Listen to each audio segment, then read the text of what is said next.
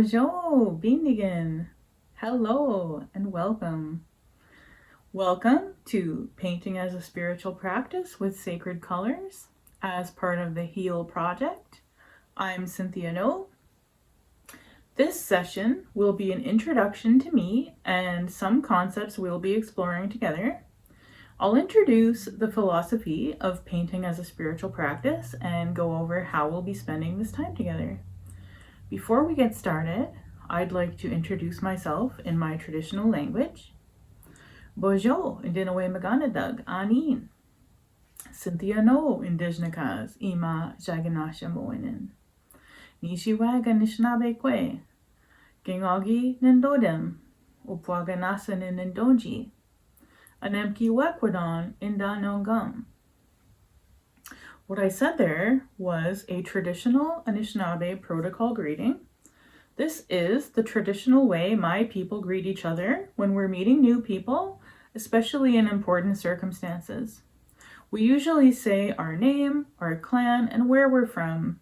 In my case, I share the community I belong to, where my family is from, and then I also said where I live now. This greeting helps us to position ourselves and to relate to each other. Often we'll ask or talk about who's your family. We want to know because sometimes we know them already, or sometimes our relatives know each other. So I'll translate what I said in my language. I said hello, all of my relatives. Hi. My English name is Cynthia Nault. I'm a two-spirit Ojibwe woman. I'm Wolverine clan. My family comes from Opwaganasanin, which is also known as Red Rock Indian Band or Lake Helen First Nation. And nowadays, I live in Anemki Wekwadon. To elaborate, if you've never heard of Anemki Wekwadon, I live here in the shadow of Anemki Waju, Thunder Mountain, on the shore of Kichigaming, the Big Lake, Lake Superior, on the traditional homelands of Fort William First Nation. This place is colonially known as Thunder Bay, Ontario, and is part of the Robinson Superior Treaty Area. How else might I position myself? I'm a white presenting two-spirit Anishinaabe. I'm also French and English. My pronouns are she and her. I'm queer. I have an invisible disability. I grew up in poverty. I have lived experience with mental health challenges and intergenerational trauma, but none of that defines me. I'm the oldest child and oldest daughter in my family. I'm a sister and an auntie. So again, welcome to Painting as a Spiritual Practice with Sacred Colors. This is an introductory, arts-based anti-racism course for healthcare professionals. You don't need to be a healthcare professional to benefit from this course.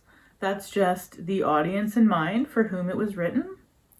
You also don't need to be an artist to enjoy or benefit from this course. During the course of these 6 sessions, you'll be working on the same painting step by step. So at the end of the 6 sessions, you'll have completed 1 painting. Each session will have a teaching component, a mindfulness component, and a painting component.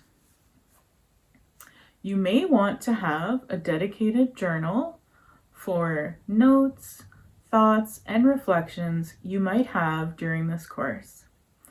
Chi miigwech, thank you very much for committing to taking this course and working on yourself, during which we will talk about some of the common biases against Indigenous peoples in order to actively counter those biases. We'll also have some fun painting, but some of what we'll talk about may be hard to hear, especially if it's the first time you've ever heard it. If you find yourself bumping up against some of these feelings or find yourself with questions, I invite you to take a moment to write them down in your journal. You can pause this video or the subsequent videos at any time and take the time to make those notes in your journals. That way you'll be able to reflect on your observations within yourself and any questions you might have. You'll also have the benefit of being able to come back to it at a later time. Who am I? I'm Two-Spirit Ojibwe woman. I'm an artist, a teacher, a land, water, and air protector. I've got a varied professional background. I was a pharmacy technician for 10 years before I was a multimedia designer in a top local studio working on websites and various multimedia projects. One of my specialties was creating interactive PDFs according to AODA standards for accessibility. So that stands for Accessibility for Ontarians with Disabilities Act. That was written in 2005. So the AODA, or whatever accessibility act you may have where you live, is just a starting point. I encourage people to think about ways that they can incorporate the concept of accessibility into their daily lives and encouraging others to do so as well. For example, if you have a social media account to which you post visual content, include an image description with each post. So the first spring of the pandemic in 2020, like many, I took on some personal growth projects. I took on learning about monarchs and milkweed plants as a personal interest. My intention was to start cultivating some plants and raise some butterflies the following year, but not 24 hours after I planted my first few milkweed plants, a mama monarch arrived in the yard while I was hanging out in the yard. I was surprised and squealed with joy as my late friend Dan said, "If you plant it, they will come." That summer represented quite a steep learning curve for me, and I was able to successfully help one monarch make it to the adult stage. And with renewed confidence in the summer of 2021, I raised more than 100 monarchs, released them as healthy adults in my garden. So the milkweed needs the monarchs to pollinate their flowers so they can proliferate by seeds. And the monarchs, of course, need the plants because their caterpillars live on the milkweed until they leave the plants in search of a place to make their chrysalides, if they decide to make them somewhere else, or when they emerge from their chrysalides as adults. They can travel so far. That second summer, my experience with the plants and the butterflies had me watching the milkweed coming up. And the butterflies arrived here from Mexico 2 weeks before the plants even came up. I've always been very interested in the natural world and care very much about the climate crisis that we're in, that our relatives need us to take action. And when I say our relatives, I'm talking about all of our relatives, both human and non-human kin. As Anishinaabe, we know that everything is connected. We're all interconnected and rely on each other. All of the beings around us, the animals, the plants, the medicines, the water, the earth, the sky. So previous to this, I understood intellectually that everything is connected, but what being in relationship with those butterflies and milkweed plants did for me over the course of those 2 summers was teach me and show me the ways in which everything is truly connected and interconnected, how the natural cycles unfold and how each being relies on another for their lives. Now, I'm certain that the best thing we can do, not only for monarchs, but for all of the beings in our ecosystems, is to plant native plant species and to protect their habitat. For them and for all of us, we also need to protect the water and the air. I've always been an artist. I'll always be an artist. That's not predicated on producing art. That's just part of who I am. I appreciate art as a valuable tool for expressing oneself. I have been making art most of my life, but I recall having struggled with my mediums. I had explored a lot of media. I desperately wanted to paint. Acrylics were too thick and unruly, and watercolors were beautiful but so unpredictable. Something magical happened though when I took my first class with my beloved teacher, Angela Golat. I'll be speaking a lot on what I learned from Angie on painting as a spiritual practice with you all, and I just feel so blessed to have had that experience. When I first got my hands on the fluid acrylics in her class, I felt like this is it. There's over the years I had studied with Angie, and in my own practice I was able to develop my own style, and during this course I will talk a lot about that. I want to acknowledge a couple of other teachers who were important in my life as well. One of my high school art teachers shared a famous quote with us, that it doesn't take a special kind of person to be an artist, but rather that every person is a special kind of artist. And another significant teacher in my life told us to embrace our own style. And it doesn't matter if your style is stick people, embrace it and make your art. Have you ever wondered if other people see colors the way you do? When I was a young child, I theorized that when I looked at something that was red, the color that I saw might not look exactly the same to someone else. I wondered if what they saw was what I would call purple, and I was fascinated by the idea that I would never truly know for sure, because how could I ever really see what someone else sees? We are all not living exactly the same lives. We are the universe's way of experiencing itself.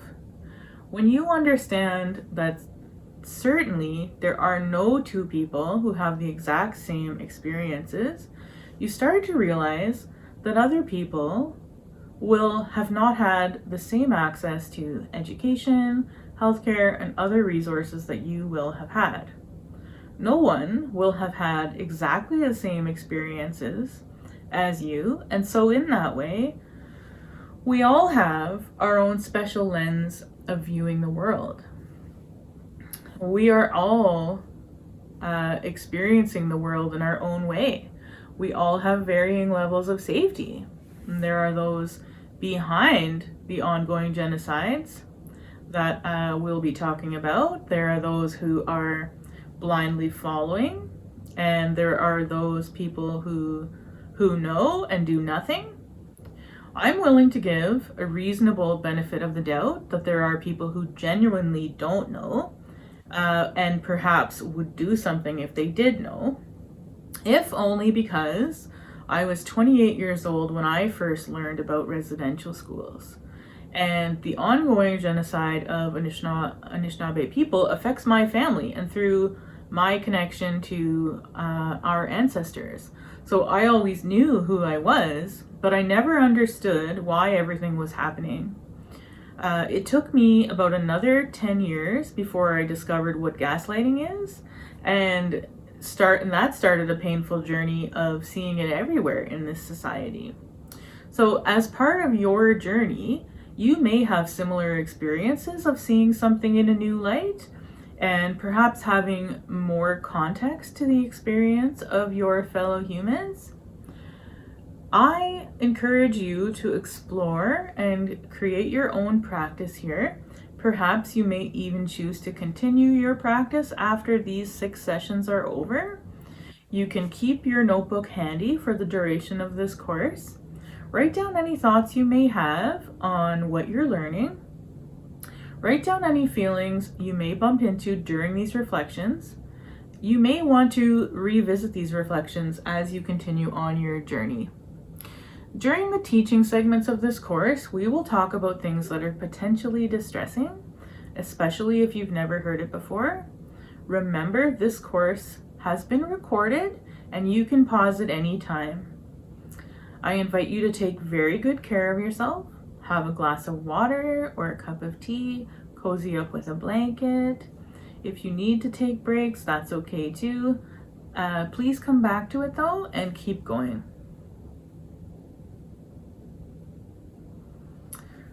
What does it mean to be Indigenous?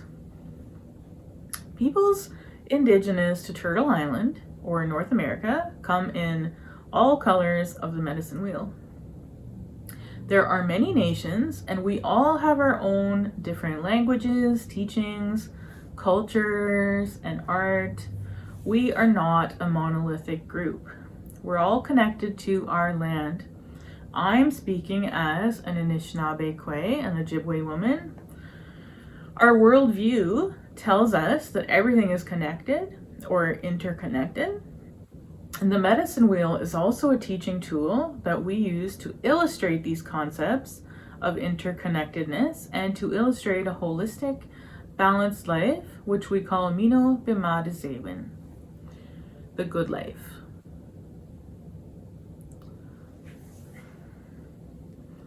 So at the end of each teaching component, I will present you with some questions for journaling and self-reflection. Keep in mind that some of these may be difficult topics for you to think about. I encourage you to sit with any discomfort that comes up for you. We're talking about things that are possibly very hard to hear if it's your first time hearing it. I want you to remember the difference between being unsafe and uncomfortable. In many cases, your patients or clients are dealing with very real problems that result in their person being unsafe. There's so much anti-Indigenous racism everywhere, but especially in healthcare, education, policing, childcare, child welfare, rehabilitation, and retail. When you're reflecting on these things, in the safety and comfort of your privacy at home, you may be uncomfortable, but your safety is not in question. Now, that being said, you might also be an Indigenous person who happens to be a healthcare professional. In that case, you may already be aware of these factors. You may experience these things yourself, and you may have some additional privilege that came from your formal education or income level or other. That is also very real. I invite you to reflect on how some things have not changed for your Indigenous patients or clients. And there's the additional consideration that you may be a newcomer to Turtle Island who is also experiencing some effects of being racialized in this society. I do not want to diminish that, and I invite you to become aware of how certain factors may influence how you see your Indigenous patients or clients. I invite you to reflect on the origins of those ideas. In this first mindfulness segment, I want to give a bit of an introduction to mindfulness. So, mindfulness means being present in the present moment. It's a way of consciously being conscious. Mindfulness can help us in some situations by easing suffering from ruminating on the past and by easing worries about the future. I encourage everyone to explore mindfulness to see how it can help you. We'll try a few different things together in this course. That being said, mindfulness is not a magic cure-all. There are many very real problems that it cannot address. Without getting too much into it, some of those problems are abuse, poverty, other health issues, and more. In no way am I diminishing the seriousness of those things. Each of our sessions together will include a mindfulness component. For this one, our first one together, I'm inviting you to participate in a virtual smudging ceremony with me. We'll be using one of the over 200 species of sage that grows around here. This is my favorite white sage. I'm inviting you to participate with me if you feel comfortable to do so. I hope that this will give you a bit of experience and help ease any fears about our ceremonies. I hope this will encourage you to participate with the Indigenous people in your area should you ever have the privilege of being invited to participate. Please do not take this on as a practice for yourself if you are not also Indigenous. Certainly, appropriation is a problem, and some things are to be kept sacred. There's also a very real concern for these species of sage being at risk of extinction. There are people picking sage who have not received the teachings on how to harvest them responsibly. There has also been an influx of new age types of stores selling this sacred plant. I invite you to respect our practices and to participate only if invited.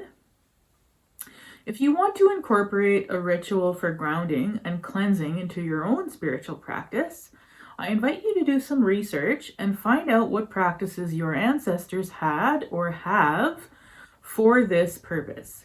You'll also notice a more powerful connection to the spiritual world by using the same practices of your ancestors. I'll be sharing some of the teachings I've received about this. I want to be very clear that others may have had different teachings, and if you hear something different, it doesn't necessarily mean that one of them is wrong. Different nations have different teachings.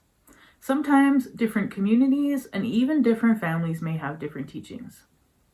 I've been taught that sage is a women's medicine, which means that it's okay for women to use it if they're on their moon time. There are many different teachings about moon time as well. When we're smudging, we light the sage and use a feather to help get it going as needed.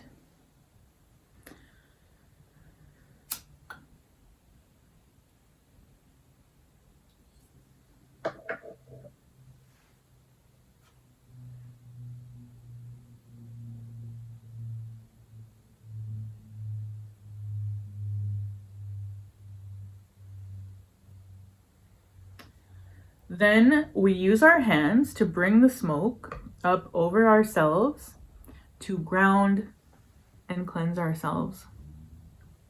I bring the smoke up to my eyes so that I might see good things, my ears so that I might hear good things, my mouth so that I might say good things. Sometimes we bring the smoke to our feet to take care in walking softly upon the earth. If someone else is holding the smudge bowl or a shell, sometimes we may ask them to smudge our backs to help remove any negative energies that may be stuck with us. So now I'm going to hold the smudge bowl up for you. I invite you to virtually smudge yourself now if you would like to do so.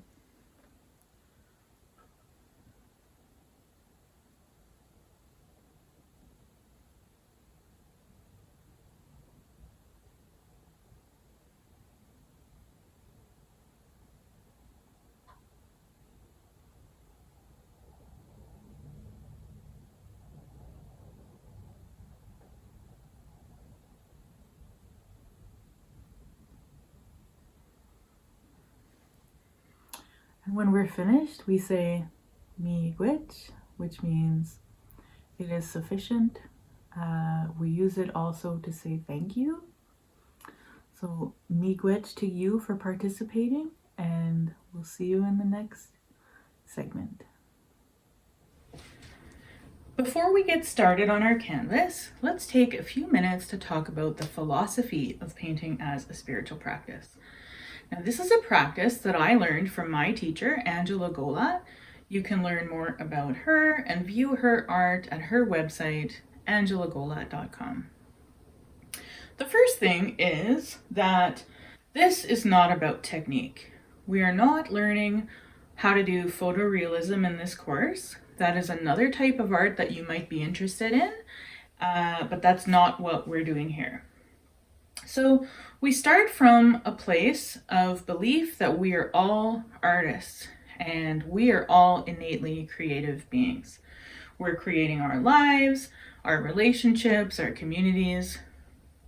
We choose the clothes that we wear, words that we use. We're creating our own thoughts.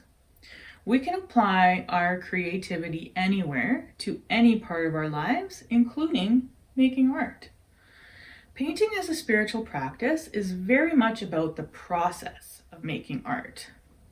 It is a mindfulness practice. It is a meditation practice. We tune into how our bodies, our hearts, and our minds are feeling. We all have unique stories about our lives and experiences. During your practice, you may bump into some fears or doubts, perhaps stories about not being good enough. Maybe you had an experience as a child where somebody that you trusted said something about your art that hurt your heart. Painting as a spiritual practice is very low risk in the way that no one gets harmed while we are working on our art, because we're working with paint and canvas or whatever surface you chose. In our day-to-day lives, we can have the tendency to work things out with the people around us, whether that be our family and friends or others, and whether it may be intentional or not. In real life, when we're working things out with real people, there are real consequences. We get to use painting as a spiritual practice to work our stuff out in a very safe way using paint on the canvas.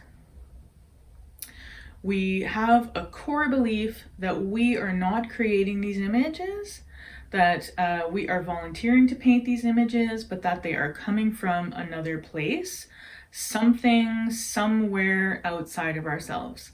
The creator, spirit, God, the universe, whatever you might call your higher power. We're volunteering to bring these images forward, and that means that we are not alone. We can ask for guidance, and that comes through the listening.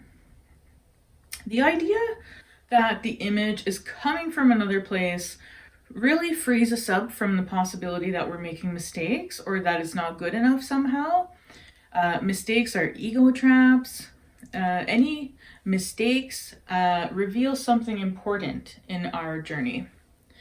Painting as a spiritual practice is not about creating a product, though you very well may end up with a painting that you love at the end. This kind of art is about the energy experience coming through. We always start painting as a spiritual practice by setting an intention, whether that is for healing or asking a question. Perhaps we need to make a decision about something. The image that comes out, or the energy of the image that comes out, contains an answer, a message from spirit. We receive a very personal piece of wisdom, or it helps us to move closer to that which we are becoming. It is medicine for us while we paint, and it becomes medicine for those who look at the work afterwards. There are 3 important mantras to remember for painting as a spiritual practice. Number 1, making art is a practice of becoming present to our truest selves. Number 2, it's only a little bit about the paint. And number 3, perhaps the most important one, is breathe. If at any time during your practice you find yourself holding your breath, just remember to keep breathing. So, as I mentioned, we always start with setting an intention. You also want to think about creating your sacred space. What does that look like for you? For me, my sacred space includes, I have some sacred items that are on this shelf right here next to my working area. I have some mantras on the wall to remind me about important things while I'm working. You may want to consider doing something like that for yourself. Another important thing to note about my working area is that I've got my easel set up here. I have all of the items that I think I'm going to need while I'm painting. I have my paint here, paint brushes, my jar of water. I have some chalk and charcoal on the ledge of my easel here. I have my spray bottle. I have my rags handy in case of spills or in case I need to wipe some paint off my brushes. I also have a few extra mark making tools that are hanging around. I've got some on this shelf here with my paint. I've also got some on another shelf next to where I'm painting here. So before you begin, think about creating your sacred space. What does that look like to you? And what do you think you're going to need while you're working on your practice? As mentioned in the getting ready to paint segment, you're also going to want to think about protecting any surfaces that are near your working area. For example, you might want to put some plastic on the wall or a drop cloth or a towel on the floor to protect it from any paint splashes. So to begin, when we're setting an intention, I like to reflect on that and think about what my intention is going to be. Whether I'm trying to get clarity on a question, for a decision, whether I'm trying to invoke an aspect of myself or to facilitate healing. So I like to recommend that you become clear on your intention before you do this next step.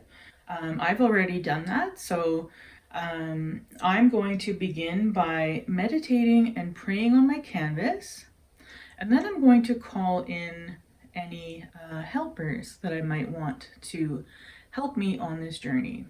For yourself, you may think of your ancestors, you may think of any important artists who are meaningful to you. Just think about that while you are praying and meditating on your canvas, like so.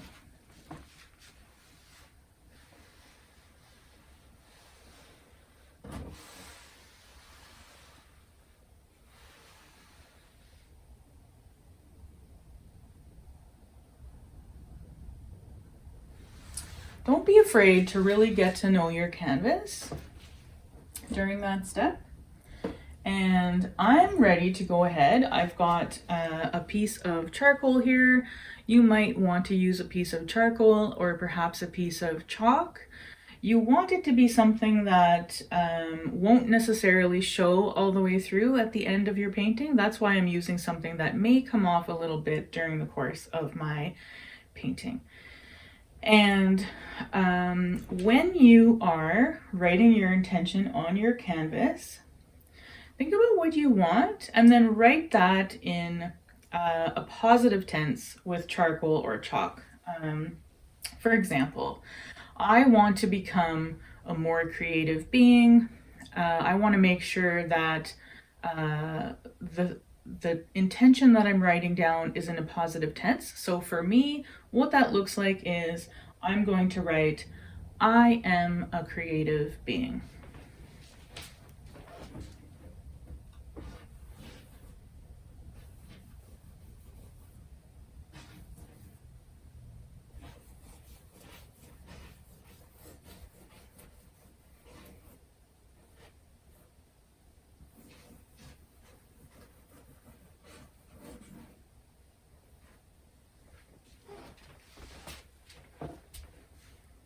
Like so.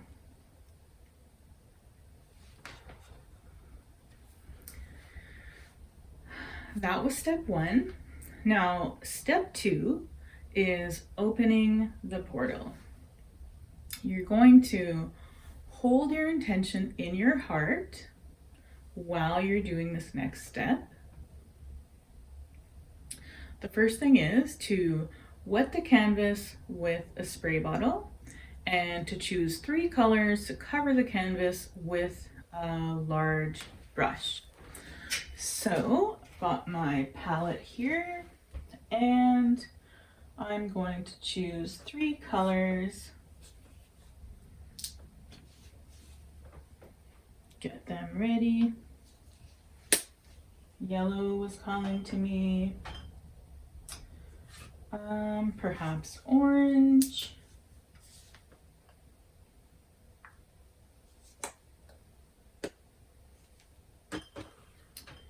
And I think red is also calling to me in this moment.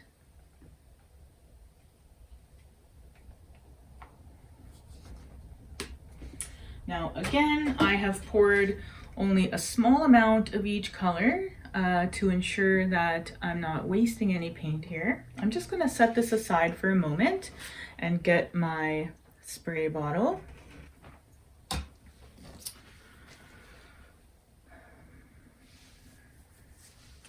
So yes, hold your intention in your heart while you do this step.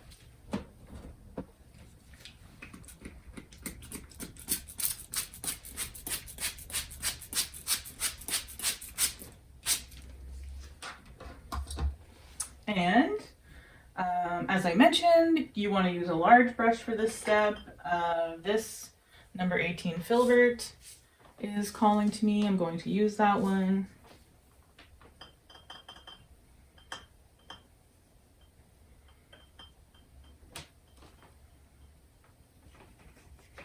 Now I'm going to, I wet my brush just so that my colors will be a little bit more diluted. And I'm going to go ahead and pick up some of the paint on my brush here. And this is the part called opening the portal. I like to start with a circle. Seems my canvas wants to move around quite a bit. If you have an easel like mine, you can adjust this part here to hold your canvas while you're working. And you'll notice that this is starting to drip quite a bit. Again, this is why we covered the floor. My floor is covered, so I'm not worried about that.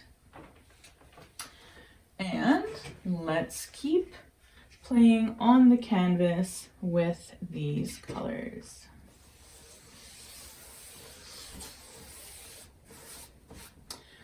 Going to bring in another color. I've also selected orange here. Let's pick up a little bit of that.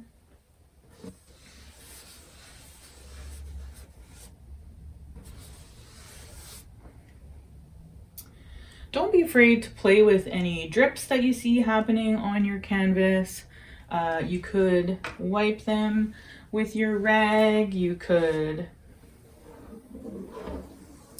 at this point, you can really just feel free to play on your canvas and do anything that calls to you. I'm also going to bring in some of this red now. I want to just wet my brush a bit more. Bring in some of this red color. Some on the corners.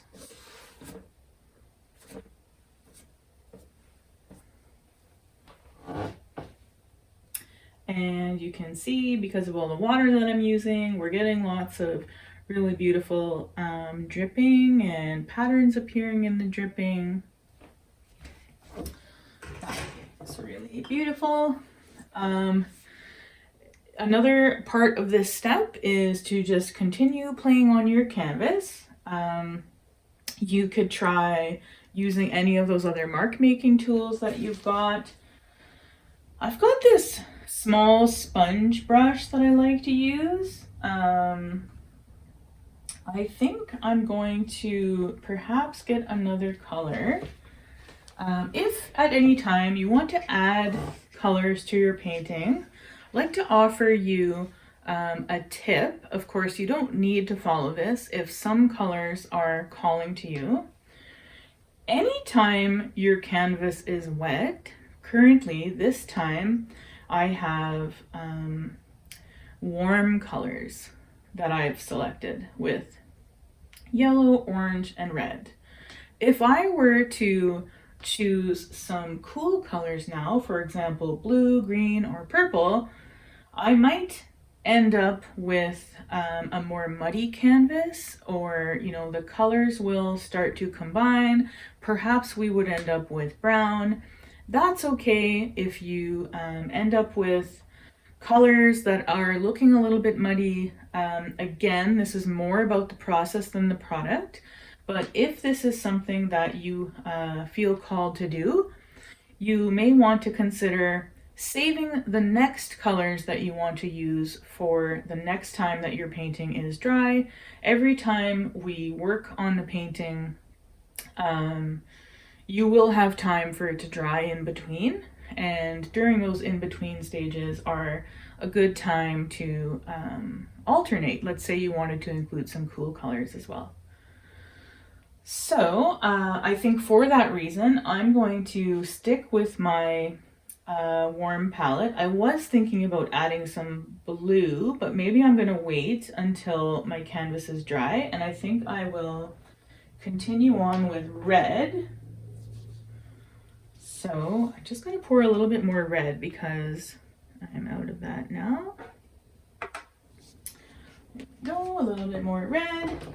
And using this small spongy brush, I'm going to just start making some marks on the canvas. This is the stage in your painting when you can really have a lot of fun with doing basically whatever you want on your canvas.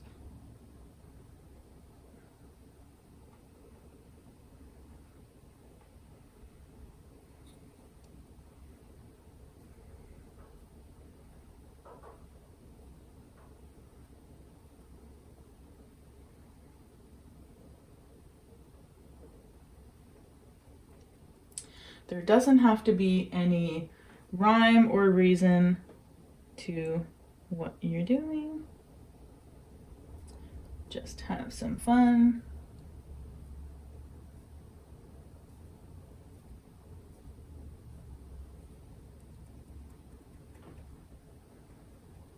I seem to be feeling called to be making these circles with this brush.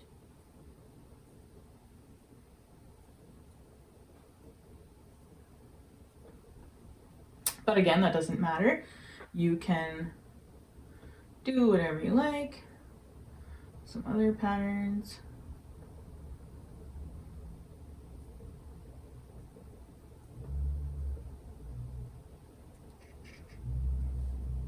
As I'm painting, you can still see some of this really beautiful mixing that's happening in the dripping. This is one of my favorite parts of this style of painting, is to just allow the paint to do what it wants.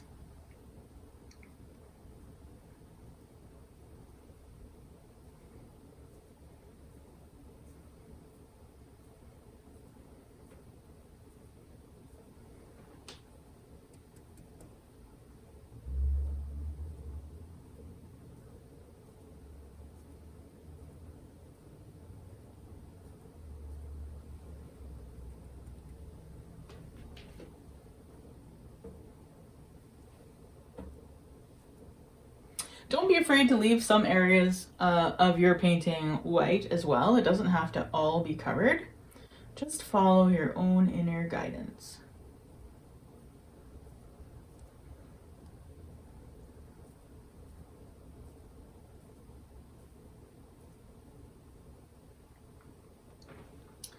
Okay. called to add another color. And I think I'm going to choose this purple.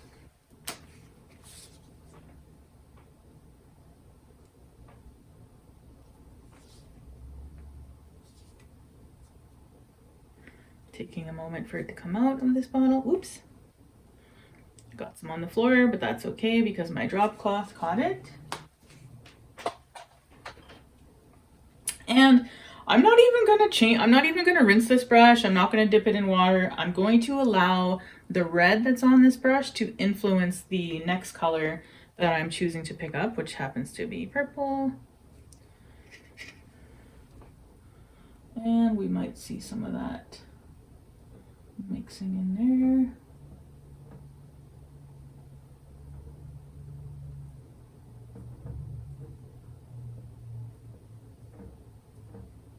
So again, I'm just playing on the canvas right now. No pressure as to what's going on here. I'm just following my inner guidance and seeing what the paint wants to do.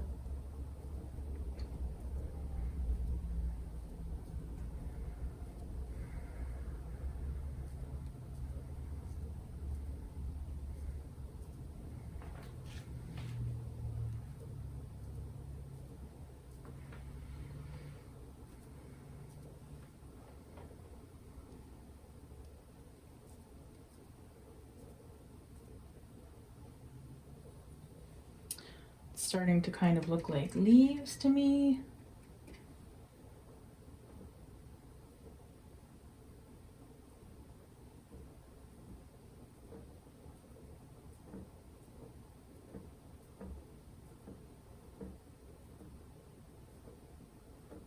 I like to play with pattern during this stage.